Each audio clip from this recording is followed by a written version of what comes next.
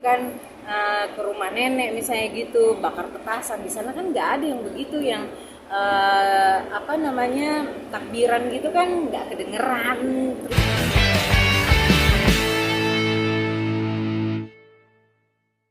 Tapi setelah diurut gitu, belum tentu dapatnya di Bali, bisa jadi di Jakarta juga gitu, di rumah gitu. Jadi sekarang kondisinya masih, trombositnya masih rendah dan perlu di catch up gitu.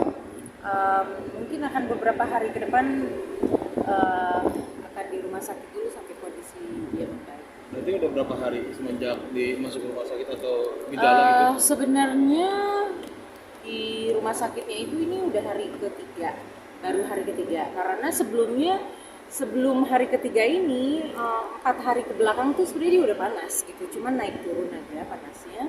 Dan aku pikir kalau anak panas itu kan kita harus coba dulu ya 3 hari pertama, kalau memang belum reda juga baru hari keempatnya itu dibawa ke dokter gitu. Jadi sebelum bawa ke dokter itu aku tes secara cara-cara tradisional dulu.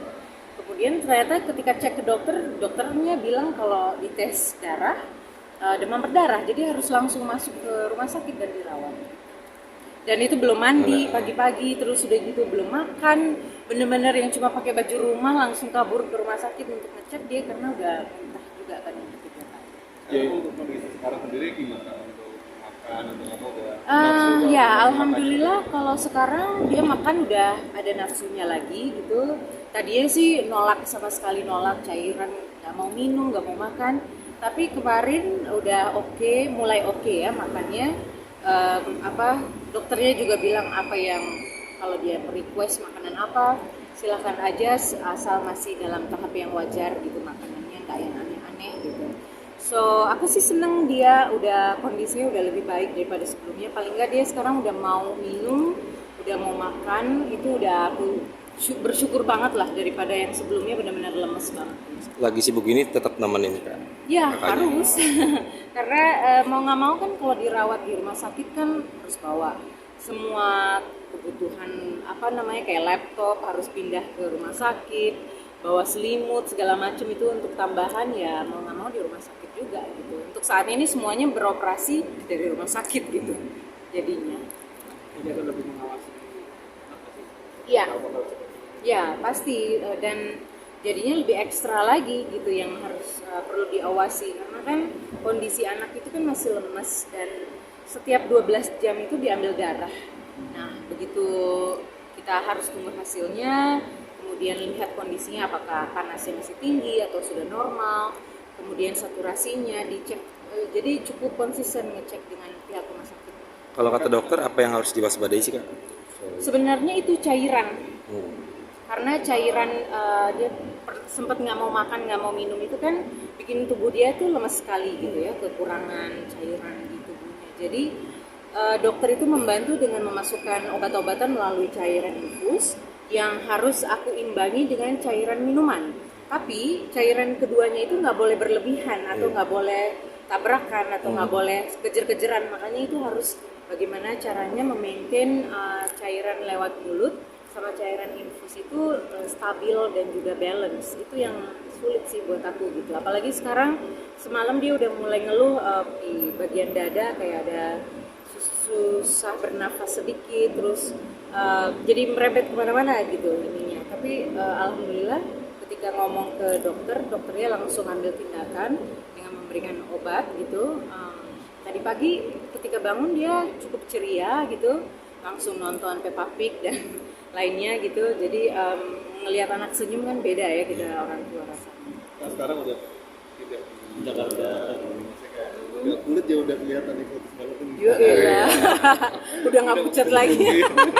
Ya karena memang orang Asia harus stay di Asia kayaknya, karena kalau di Eropa gitu kan 4 season ya. Jadi kadang-kadang dalam satu hari, apalagi di Belanda itu dalam satu hari itu bisa 4 season. Kadang-kadang bisa turun salju, bisa keluar rumah kita udah pakai baju winter nggak taunya panas misalnya gitu, atau sebaliknya juga begitu. Jadi nggak bisa diprediksi. Cuman ya karena anakku udah minta balik ke sini gitu, jadi buat aku nggak ada beban lagi juga gitu. Jadi kalau kulit sendiri ya, udah sekarang eksotis banget ya, ini gimana Kak? Emang Jemur apa? Nggak ada sih sebenarnya, emang kulit itu sebenarnya emang hitam sih kalau aku, memang gelap kan tapi karena di sana kan matahari susah ya didapatnya gitu, dan kalaupun ada tuh matahari di Belanda tuh mahal gitu, bener-bener mahal. Begitu kita mencoba untuk mau berjemur dikit itu matahari bisa tiba-tiba hilang sih gitu. Makanya itu mahal banget yang namanya matahari di Belanda. Ini Exxon udah mulai nular juga nih kayaknya, bisa bahasa Belanda sih. Kalau untuk dapat resident visa di Belanda mau ada tesnya, jadi nggak mungkin kita kucuk-kucuk datang ke sana nggak ada domisili, itu nggak boleh di sana. Terus harus ada insurance, harus ada tes tahap awal itu sebelum kita untuk pindah ke sana. Jadi ada beberapa step by step, dan sebelum tes itu kan harus ikut sekolah bahasa dulu, itu bisa minimal 6 bulan atau sampai 1 tahun, itu baru tahap pertama. Nanti sampai sana kalau mau perpanjang visanya itu juga ada tahapan lain, harus ikut ujian lagi dan ikut sekolah lagi. Jadi udah otak ya, kita udah mikirin harus ngejar bills gitu, payment, tapi harus mikirin sekolah juga gitu, so double pemikirannya. Tapi oke sih, itu menjadi pengalaman yang berharga banget gitu ya, karena kan bisa melihat bagaimana kehidupan di sini, kehidupan di sana. Ada plus minus pasti, yang plus tentu kita pakai lah supaya untuk perbaikan hidup misalnya gitu. Tapi ya kalau yang negatif ya of course kita nggak usah ikutin. Tapi beda banget ya Kak, maksudnya di sini mungkin banyak teman-teman dalam sana. Iya, di sana ada sih teman-teman juga, banyak orang Indonesia di sana kan, hampir banyak sih, mungkin ada kali I don't know, maybe 11.000, 17.000 orang Indonesia, dan setiap sudut ada restoran Indonesia. Itu sebenarnya cukup memberi rasa kangen yang kadang-kadang mungkin yang lebih berasa pada saat Lebaran sih. Gitu. Lebaran itu kan kalau di sini kita bisa saling berkunjung ke mana, terus makanannya bener-bener digelar. Apalagi kalau di Aceh gitu kan, ke rumah nenek misalnya gitu, bakar petasan. Di sana kan nggak ada yang begitu, yang takbiran gitu kan nggak kedengeran. Terus udah gitu kalau bakar-bakar lilin di sini kan udah biasa malam takbiran. Di sana kan nggak ada. Mungkin yang bikin kangennya tuh seperti itu gitu. Terus bagi-bagi uang jajan gitu ya, walaupun udah umur 43 tahun kan kadang-kadang kangen ya, dikasih amplop misalnya gitu ya, hal-hal kecil seperti itulah bikin kangen. Kultur shock yang paling dirasakan Kak? Selain tadi Lebaran tadi, kultur shock yang paling dirasakan? Kultur shock ya itu kalau aku sih, kalau menurut anakku sih lebih ke cuaca. Iya, kalau aku sendiri cuaca masih bisa menyesuaikan karena dari tahun 2013 memang udah bolak-balik untuk cek kondisi di sana seperti apa. Bahasa Belanda salah satu bahasa yang tersulit di dunia. Jadi mau nggak mau harus ekstra belajarnya. Kalau buat anak-anak, anakku 14 tahun ya dia udah diploma bahasa Belandanya karena masih fresh ya pikirannya.